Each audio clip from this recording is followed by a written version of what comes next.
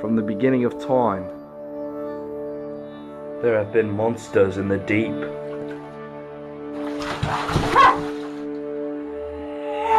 I'm Barnaby Wade, biologist and extreme angler.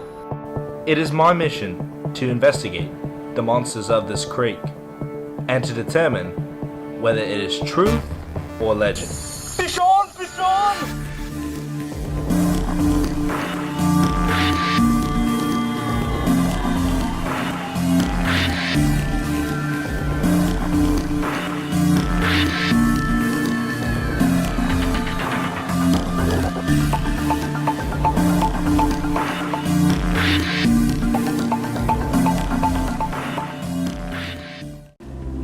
My fishing adventures have taken me across the globe. I've been given the opportunity to travel to the country of Zambia. Only the rhinoceros remains. Will I be able to find the last member of the Big Five? After returning to Lusaka, we make a trip to Lailai Lodge. This place is an elephant nursery, and for good reason. Poaching of animals is a big problem in Africa. Many species have shown a great decline in their numbers. Up to 100 elephants each day are killed. Orphan elephants can find a second home at places like this, having a chance to be reintroduced to the wild once they are older.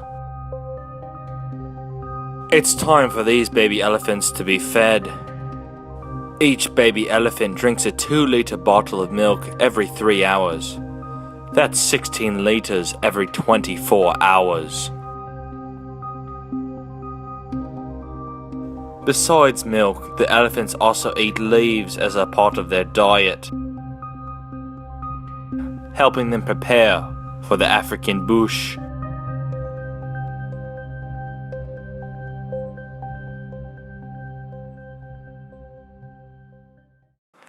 I'm getting a little hungry myself, and I take a break for lunch. I go for a bowl of crawfish, the creatures I once used to hunt. Inquisitors. That's what I'm up against. We return to the capital city and decide to visit Lusaka National Park. Once inside this large nature preserve, we quickly find a pair of giraffes. But there are two far more exciting beasts that call this place home. Two rhinoceroses. But they're behind bars and guarded by a dozen armed men. Unfortunately, rhinoceroses have suffered the most from poaching. Their numbers have dwindled significantly in certain countries, including Zambia.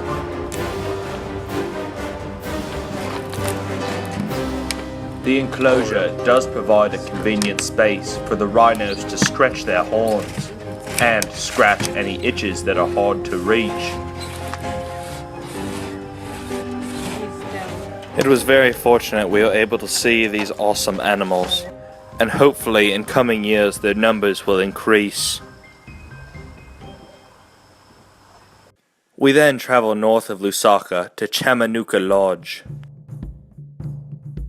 Upon entering the grounds, we come across some big cats. First up is the caracal cat, known for its unique ability to jump high in the air and even take birds from flight. Next is the fastest land animal on the planet, the cheetah. In short bursts, these animals can reach speeds of up to 75 miles per hour. And finally, we revisit one of the Big Five members, the lion. Despite the fences, these cats have large areas in which they can roam around in. Being this close to a lion was a little unnerving, even if there was a fence between us.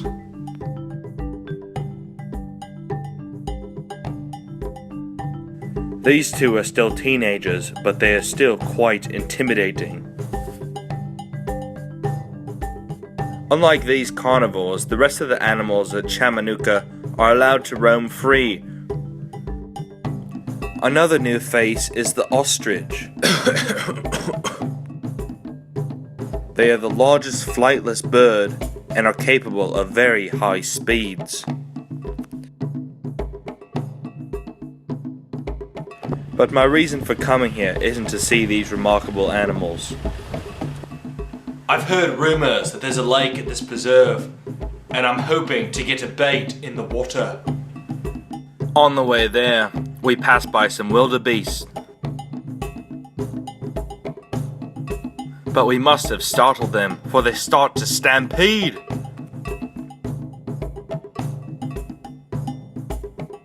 A wary group of zebras eyes us as well. However, apparently zebras have a more keen sense of hearing. Other animals may group by zebras so they can be warned if the zebras hear a predator nearby. Even in the tall grass, you can't miss these two giraffes. A rather strange-looking beast known as the ducker.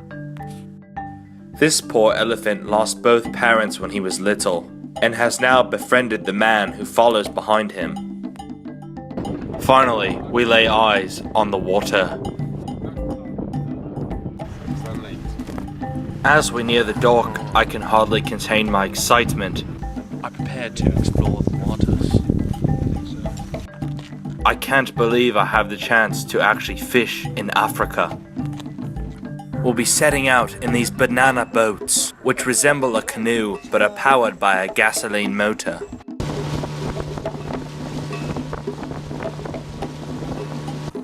I spy a large dark shadow amongst the reeds. But it's a Cape buffalo, having an afternoon snack. There's plenty of vegetation on this lake. But I soon discover something terrible. This lake is man-made. And in this case, that means no fish. I'm fresh out of luck. But just being out on the water has given me a second wind. And I'm determined to take my quest elsewhere. Lucky for me, Africa's fourth largest river flows through Zambia. To access it, I travel to the border, to the town of Livingston. On the way there, I catch a glimpse of the mighty Zambezi River. Livingston offers access to Victoria Falls, which is the climax of the Zambezi.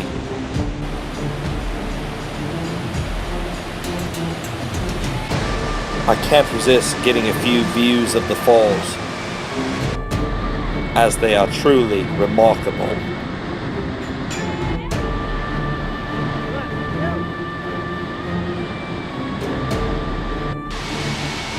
I then head upstream of the turbulent waters, where I've made contact with a guide who plans to take me out on the river. I arrive late in the day, so we take the boat out to simply explore and get our bearings. A large group of thirsty elephants has stopped for a drink.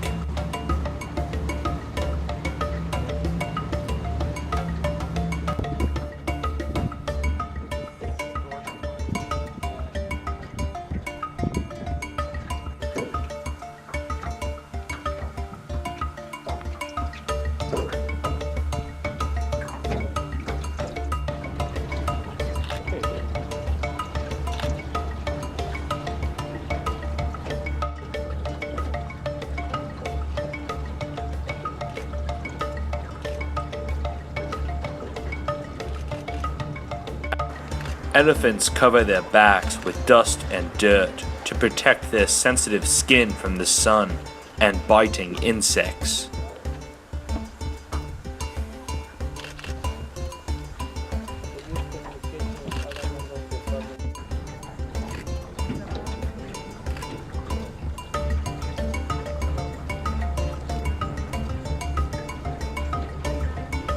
The herd decides to move on, and my crew and I follow suit.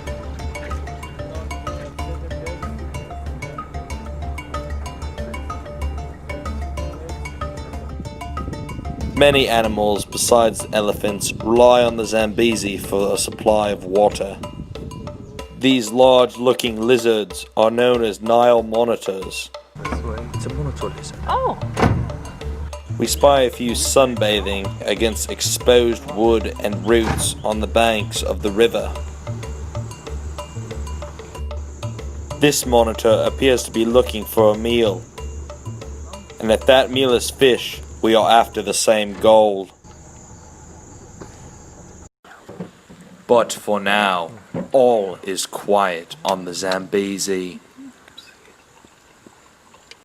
The next morning, there's an eerie mist rising from the river. I stayed up all night poring over as much information as I could. I've done my research, now it's time to hit the water. I've decided to go after the aggressive tigerfish. This species is known for its ruthless behavior and oversized teeth. It's like no foe I've faced before. All this time on land has left me feeling clumsy with this rod, but it's not long before I regain my touch. Since these fish are predatory, we are using small bait fish attached with a sinker, a very simple setup. After casting, the bait is reeled in quickly to simulate a fish swimming in distress. My crew and I have each gotten a few nibbles, but nothing has hit hard enough yet. I know there are fish here, I just need to catch one. But it's one of my cameramen that actually gets the first bite. And there, before our very eyes, is a tigerfish in the flesh.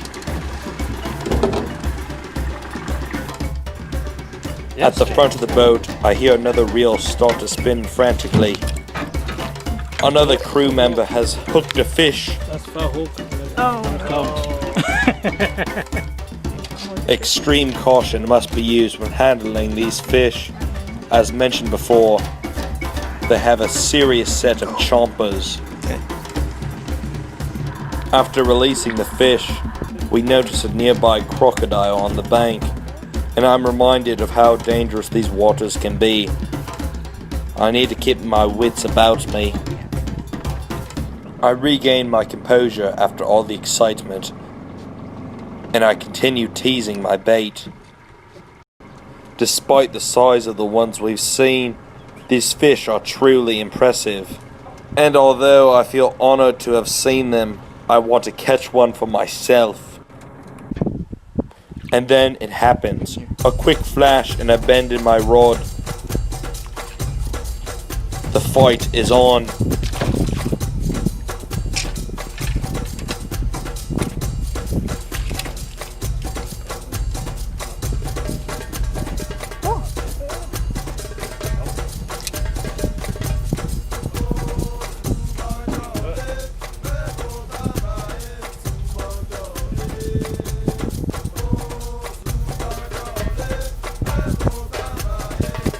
My hands are shaking from the adrenaline, but I manage to get the hook out of the fish's mouth.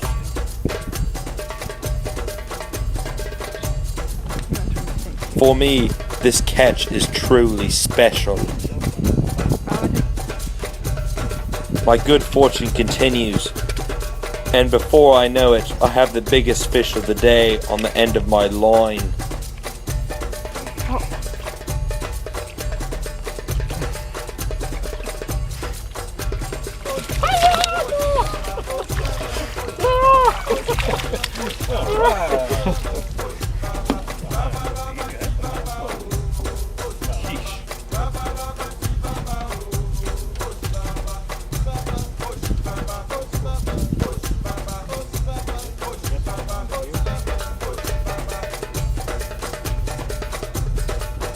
Holding this African monster has made this entire trip worth it.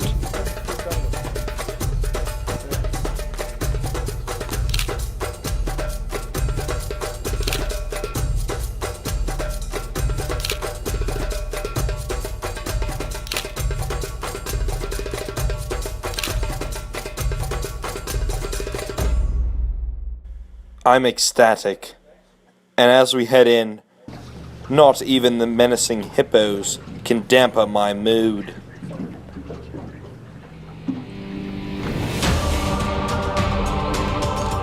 Whoa, whoa! Hey! Whoa! Whoa! Whoa! Whoa! Too scared!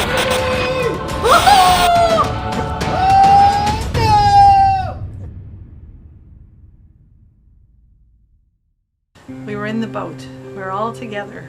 We were relaxing after a long day of shooting and catching fish. And Well, I had just caught my personal record tigerfish in the Zambezi River. We were decided to call it a day and was heading back when suddenly we noticed bubbles charging behind the boat. so we were in the boat, relaxing, and there was a hippo, a pod of hippos, 10 meters off, and we didn't think much of it. And one of the hippos started to pay more attention to our boat. Coming up on us quickly was a ginormous hippo.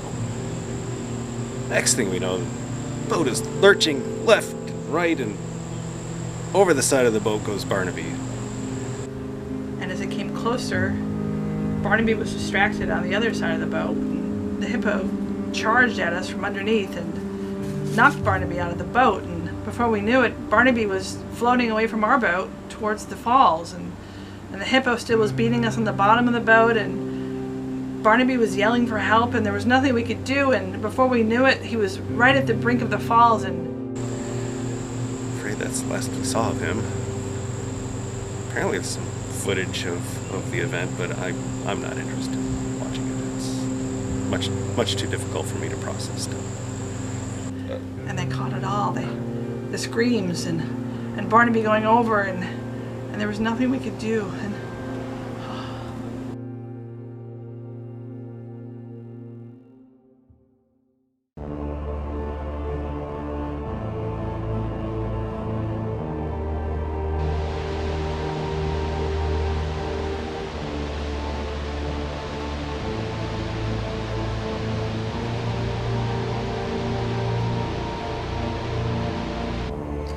I can't believe this terrible accident's happened. I can't believe he's gone.